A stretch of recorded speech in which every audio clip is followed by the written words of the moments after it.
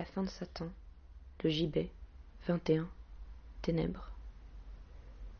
Barabbas stupéfait et libre. Sous les plis d'un brouillard monstrueux dont les cieux sont remplis, la ville est un chaos de maisons et de rues. Les geôliers, tout à l'heure, en paroles bourrues, racontant l'aventure entre eux confusément, ont ouvert son cachot, rompu son ferment. Puis on dit « Va, le peuple a fait grâce ». De sorte qu'il ne sait rien, sinon qu'on a poussé la porte, que le ciel est tout noir, que nul ne le poursuit et qu'il peut s'envoler dans l'ombre, oiseau de nuit. Ce choix qui fait mourir Jésus et le fait vivre, tout ce récit lui semble un vin dont il est ivre. Il erre dans la ville, il y glisse, il en sort, comme parfois on voit marcher quelqu'un qui dort. Quelle route prend-il? La première venue. Il avance, il hésite et cherche et continue, et ne sait pas, devant l'obscure immensité. Il a derrière lui les murs de la cité, mais il ne les voit pas.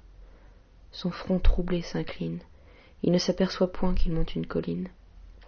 Monter, descendre, aller et venir, hier, aujourd'hui, qu'importe. Il rôde, ayant comme un nuage en lui. Il erre, il passe avec de la brume éternelle et du songe et du gouffre au fond de la prunelle. Il se dit par moments, c'est moi qui marche, oui. Tout est si ténébreux qu'il est comme ébloui. Le chemin qu'au hasard il suit rampe et s'enfonce, au flanc d'un mont où croît à peine quelques ronces. Et Barabbas, pensif, gravissant le rocher sans voir où vont ses pas, laisse ses pieds marcher. La vague horreur du lieu plaît à cette âme louve. Après avoir monté quelque temps, il se trouve sur un espace sombre et qui semble un sommet. Il s'arrête, puis tend les mains et se remet à rôder à travers la profondeur farouche. Tout en marchant, il heurte un obstacle, il le touche. Quel est cet arbre? Où donc suis-je? Dit Barabbas. Le long de l'arbre obscur, il lève ses deux bras, si longtemps enchaînés qu'il les dresse avec peine. Cet arbre est un poteau, dit-il. Il y promène ses doigts par la torture atroce estropiée. Et tout à coup, hagard, pâle, il tâte des pieds. Comme un hibou surpris rentre sous la feuillée, il retire sa main, elle est toute mouillée. Ses pieds sont froids, un clou les traverse, et de sang et de fange et de fiel tout le bois est glissant. Barabbas éperdu recule, son œil s'ouvre, épouvanté dans l'ombre épaisse qui le couvre, et par degrés, un blême et noir linéament s'ébauche à son regard sous l'obscur firmament. C'est une croix. En bas, on voit un vase où plonge une touffe d'hysope entourant une éponge, et sur l'affreux poteau, nu, sanglant, les yeux morts, le front penché, les bras portant le poids du corps, ceint de cordes de chanvre autour des reins noués, le flanc percé, les pieds cloués, les mains clouées, meurtri, ployé, pendant, rompu, défiguré. Un cadavre apparaît, blanc, et comme éclairé de la lividité sépulcrale du rêve. Et cette croix, au fond du silence, s'élève. Barabbas, comme un homme en sursaut réveillé, tressaillit. C'était bien un gibet, vil, souillé, effroyable, fixé par des coins dans le sable. Il regarda. L'horreur était inexprimable, le ciel était dissous dans une âcre vapeur, où l'on ne sentait rien, sinon qu'on avait peur. Partout la cécité, la stupeur, une fuite, de la vie éclipsée, effrayée ou détruite. Linceul sur Josaphat, suaire sur Sion. L'ombre immense avait l'air d'une accusation. Le monde était couvert d'une nuit infamante, c'était l'accablement plus noir que la tourmente, la morne extinction de l'haleine et du bruit. Pour l'œil de l'âme, avec ses lettres de la nuit qui rendent la pensée insondable lisible, une main écrivait au fond de l'invisible. Responsabilité de l'homme devant Dieu. Le silence, l'espace obscur, l'heure, le lieu, le roc, le sang, la croix, les clous semblaient des juges. Et Barabbas, devant cette ombre sans refuge, frémit comme devant la face de la loi. Et regardant le ciel, il lui dit « Ce n'est pas moi !» Puis, fantôme lui-même en cette nuit stagnante, larve tout effarée et toute frissonnante, pâle, il se rapprocha lentement du gibet, et, tout en y marchant craintif, il se courbait, plus chancelant qu'un mât sur la vague mouvante, fauve, et comme attiré malgré son épouvante par l'espèce de jour qui sortait de ce mort. Spectre, il montait avec une sorte d'effort vers l'autre spectre, vague ainsi qu'un crépuscule. Et cet homme avançait de l'air dont on recule, inquiet, hérissé comme agité du vent, et prêt à fuir après chaque pas en avant. Jésus mort répandait un rayonnement blême. La mort, comme n'osant s'achever elle-même, laissait flotter au trou morne et sanglant des yeux le reste d'un regard tendre et mystérieux. Son front penché semblait s'éclairer à mesure que cet homme approchait d'une marche mal sûre. Quand Barabas fut prêt, la prunelle brilla. Si quelque ange venu des cieux eût été là, il eût cru voir ramper dans l'horreur d'une tombe un serpent fasciné par l'œil d'une colombe. Et le bandit, courbé sous l'épaississement de la brume croissant de moment en moment, contemplait, et la terre avait l'air orpheline, l'ombre songeait. Alors, sur cette âpre colline et sous les vastes cieux désolés et ternis, comme si le frisson des pensées infinies tombait de cette croix, ouvrant ses bras funèbres, on ne sait quel esprit entra dans les ténèbres de cet homme et le fit devenir effrayant. Un feu profond jaillit de son œil foudroyant, l'âme immense d'Adam couché sous le calvaire sembla soudain monter dans ce voleur sévère. Il éleva la voix tout à coup du côté où les monts s'enfonçaient dans plus d'obscurité, cachant Jérusalem sous le brouillard perdu.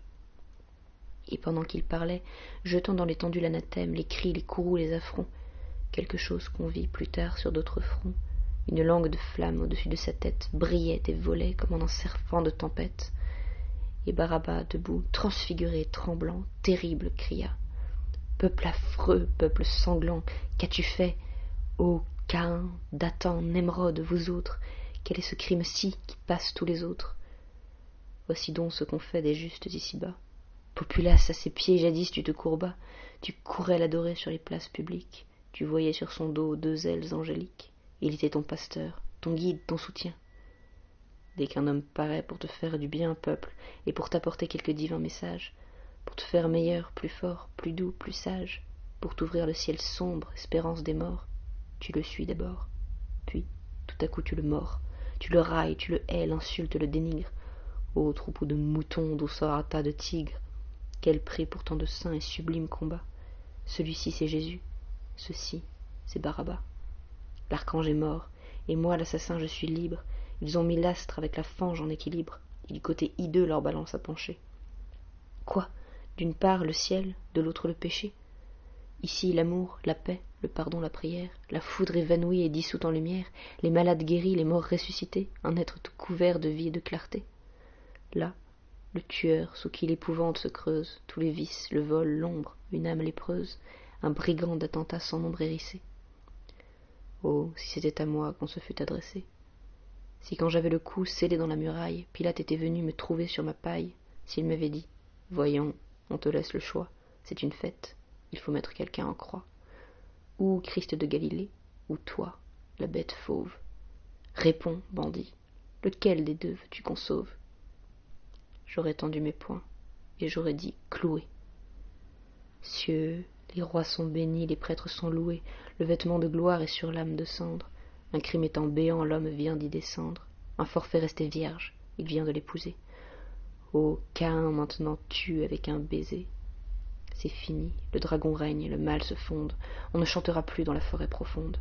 Les hommes n'auront plus l'aurore dans leur cœur, l'amour est mort, le deuil lamentable est vainqueur. La dernière lueur s'éteint dans la nature, eux-mêmes ont de leurs mains fait cette fermeture. De la pierre effroyable et sourde du tombeau, puisque le vrai, le pur, le saint, le bon, le beau, est là, sur ce poteau, tout est dit, rien n'existe. L'homme est dorénavant abominable et triste, cette croix va couvrir d'échafauds les sommets.